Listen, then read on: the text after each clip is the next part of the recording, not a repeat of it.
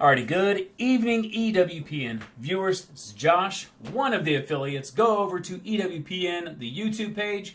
Go ahead and subscribe, follow that stuff, hit that bell so you can get all of the news bits and information and early warning preparedness news.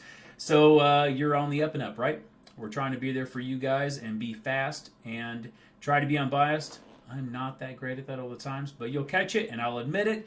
I will also always put the news link that I'm referring to in the description section so you guys can read through it and formulate your own opinion. And throw it in the comment section. I'd love to hear what you think. But anyways, I've talked about it before.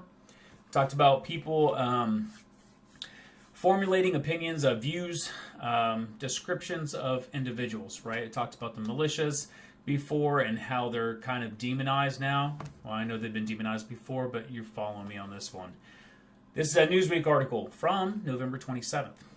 And this is talking about, of course, J6 and all that kind of stuff. But it says tyrants and traitors need to be executed. And it said the Army vet conspiracy theorists. They're labeling people or they're demonizing people. They're trying to discredit people. And I know that sounds very, very biased. I know it does. But no matter which side you're on, left, right, middle, up, down, doesn't matter. When you start demonizing somebody else and you start creating them as a bad guy and you take away their ability to have any kind of a healthy debate, then you take away a big portion of what America is, right? Anyways, on this part, I want to dive into it. Again, read through it. Tell me what you guys think. But there's a couple key points in here I want to point out when they're demonizing the individual. They've demonized the militia, armed militia, and things like that. Now going after individualists, or individuals, I should say. This guy is part of the three percenters and some things like that. But here's what he said. People at the highest levels need to be made an example of with an execution or two or three.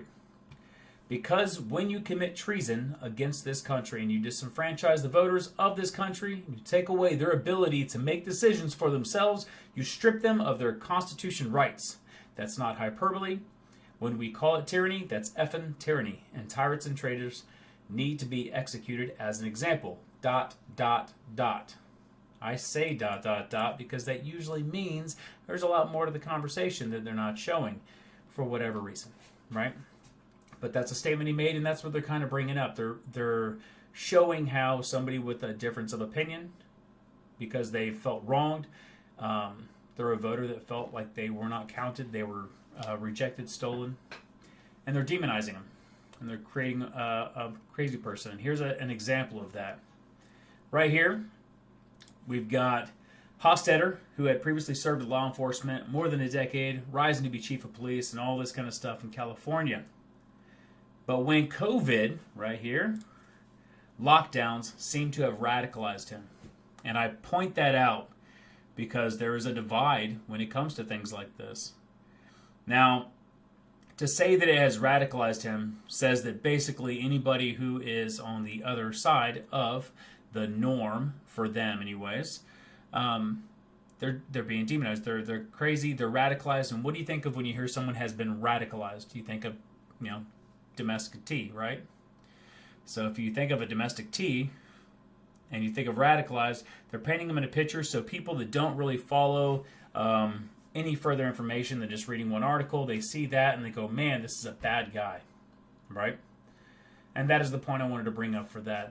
The next point I thought was pretty interesting was when they were sitting here mentioning how he was part of the three percenters. It says down here, a 2014 NYPD Intelligence Division report says the 3%ers are a modern counterpart to a mythical 3% of American Revolutionary Era patriots who fought and are also the alleged 3% of the population of American gun owners who will not disarm. Now, I think that's very interesting. That whole entire statement right there.